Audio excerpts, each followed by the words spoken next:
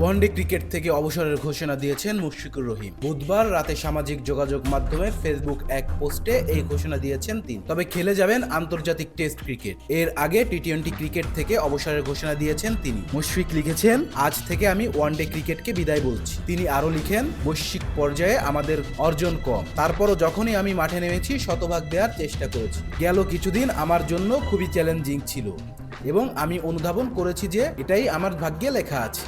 আমি আমার পরিবার, বন্ধু এবং সমর্থকদের ধন্যবাদ দিতে চাই, যারা 19 বছর আমাকে সমর্থন দিয়ে গেছেন। মুশফিক এর আগে 2022 সালের সেপ্টেম্বরে আন্তর্জাতিক টি-20 ক্রিকেট থেকে অবসরের ঘোষণা দেন। সর্বশেষ চ্যাম্পিয়ন্স ট্রফিতে জাতীয় দলের হয়ে ওয়ানডে খেলেছেন তিনি, কিন্তু ব্যাট হাতে ভালো করতে পারেননি। তাদের বাদ দিয়ে 2027 বিশ্বকাপের পরিকল্পনা হাতে নিয়েছে বিসিবি। বোর্ড পরিচালক নাজবুল আবেদিন ফাহিমের মুশফিক ও মাহমুদুল্লাহ রিয়াদের সঙ্গে বসার কথা ছিল। তারই অংশ হিসাবে অবসরের ঘোষণা দিয়েছেন তিনি। জাতীয় দলের জার্সিতে 2005 সালে টেস্টে অভিষেক হয় মুশফিকের। পরের বছর জিম্বাবুয়ের বিপক্ষে ওয়ানডেতে অভিষেক হয় তার। 274 ওয়ানডে ক্যারিয়ারে 7,795 রান করেছেন, 9টি সেঞ্চুরি ও 49টি 50 করেছেন ডানহাতি এই batsman. Rezwan Islam, B sports. Please subscribe our channel to get more information about Cricket World.